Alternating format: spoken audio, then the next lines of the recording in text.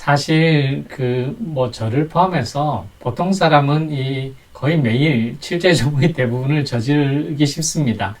개인적으로는 저는 아마 식탐이라는 죄를 매일 저지르는 것 같습니다.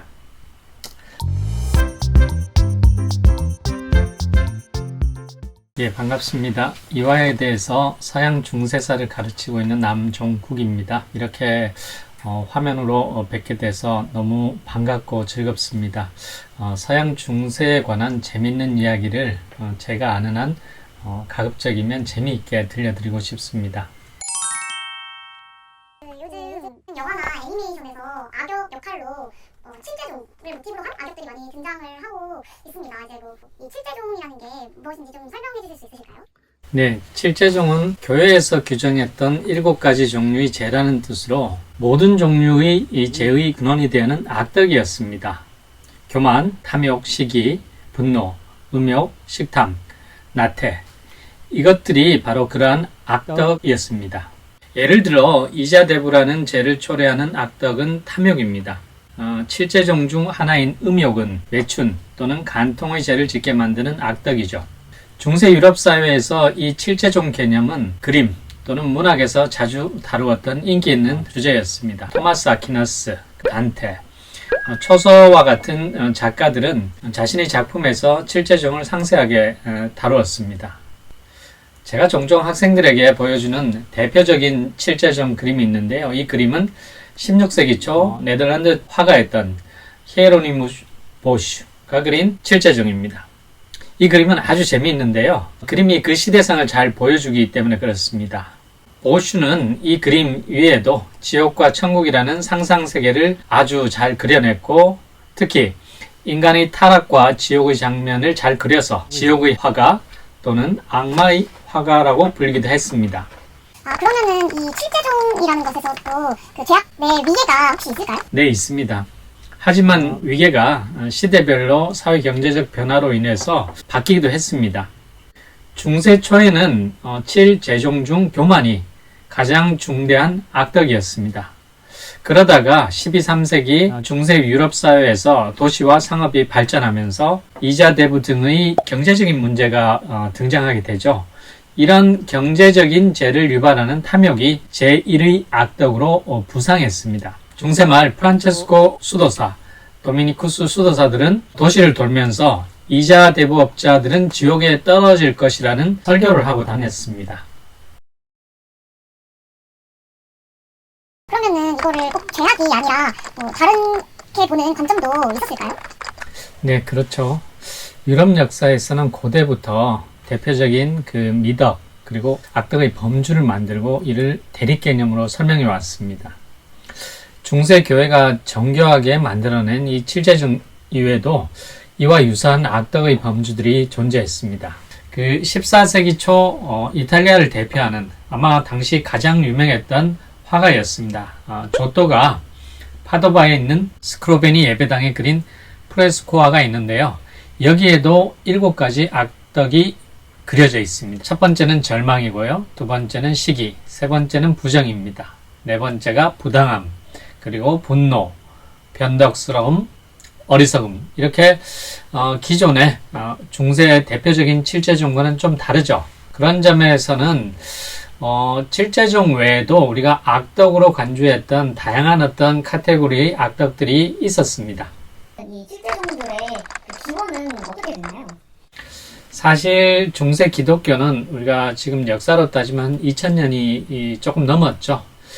기독교는 고대 지중해 문명의 많은 유산, 특히 유대교 유산, 그리고 그리스 로마의 어떤 지적 유산들을 어느 정도 수용했습니다.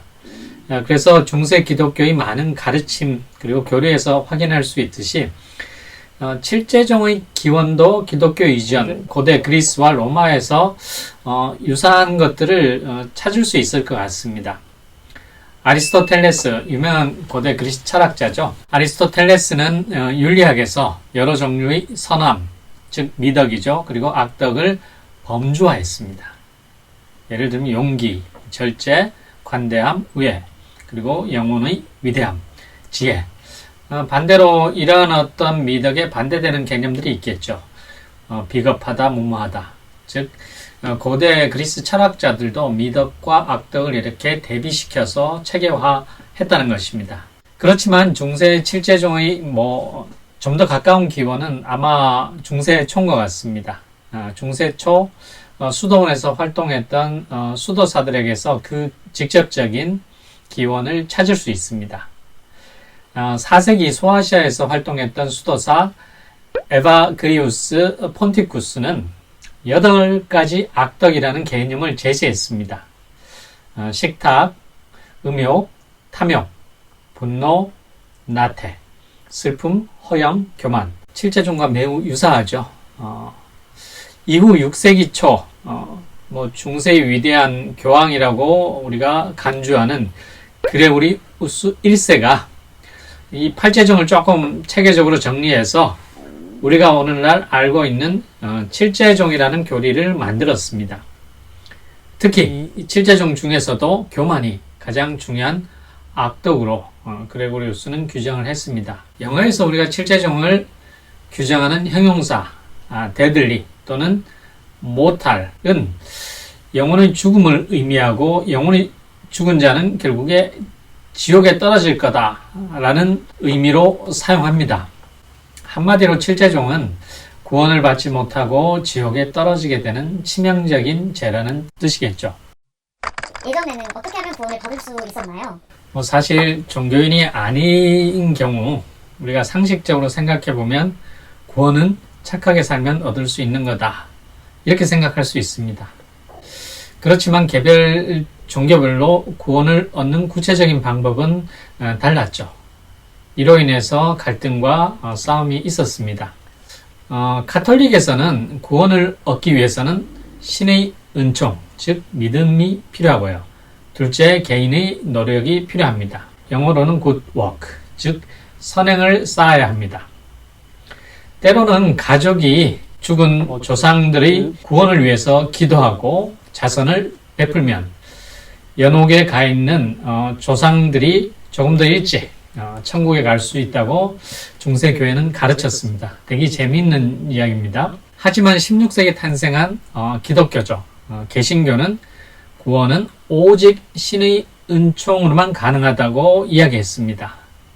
다른 말로 하면 기존의 카톨릭이 이야기했던 개인의 노력이 중요하지 않다는 거죠. 즉 개인이 아무리 노력해도 신의 은총이 없다면 구원을 얻을 수 없다는 이야기입니다. 대표적인 종교개혁가 깔뱅은 구원은 사전에 이미 신에 의해서 결정되었다라는 구제 예정서를 주장하기도 했습니다.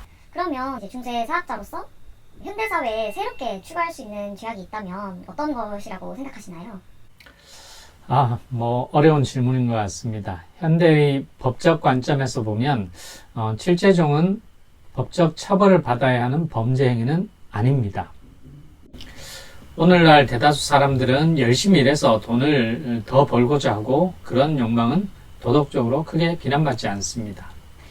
하지만 이런 욕망 자체도 중세사회에서는 탐욕으로 단죄했습니다. 음욕은 오랫동안 교회에서 단죄했던 죄 중에 하나입니다. 한마디로 중세사회는 성적 욕구 자체를 제약시했습니다. 이러한 인식은 성관계를 원죄의 결과로 생각하는 인식과 관련이 있습니다. 그래서 중세교회는 재생산을 목적으로 한 성관계 이외에는 삼가하고 게다가 성관계는 즐겁게 해서는 안 된다고 가르쳤습니다.